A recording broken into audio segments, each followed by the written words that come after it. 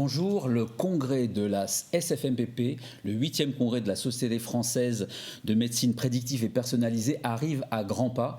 Donc du 5 au 7 octobre à Paris, c'est rive Montparnasse dans le 15e, et vraiment nous vous attendons nombreux. Un programme excessivement riche qui va traiter de l'ensemble des questions d'actualité autour de l'oncogénomique, autour de la génétique des maladies rares. Et je voulais faire un focus sur une table ronde particulière que j'ai la chance de présider avec Gilles Vassal, sur une thématique qui est complètement dans l'actualité, sur la validation de l'innovation thérapeutique en médecine de précision oncologique, qui fait suite en fait à cette saisine du ministre de la Santé autour de l'évaluation des essais modernes, des essais basket en cancérologie, et comment avancer pour faire changer un petit peu les choses, et particulièrement la doctrine. Donc nous aurons la chance d'avoir dans cette table ronde, qui est donc le jeudi 6 octobre de 15h à 16h15, nous aurons Christophe Le Tourneau qui dressera le tableau de la situation, expliquera la problématique face à ces mutations rares, la façon dont les développements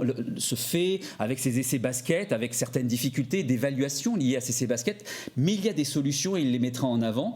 Nous aurons également le vécu des patients, comment ces patients vivent l'accès aux médicaments pour ces mutations rares en cancérologie, avec Laure Guérou-Acolas, présidente de Patients en Réseau. Et puis, et ces choses vraiment importantes, et ça faisait complètement sens, il nous faut donc l'avis de l'évaluateur, et nous aurons la chance d'avoir donc Étienne Lenglinet qui avait signé l'article sorti dans le Lancet sur la doctrine de la commission de transparence autour de ces évaluations des essais complexes, et en particulier des essais basket.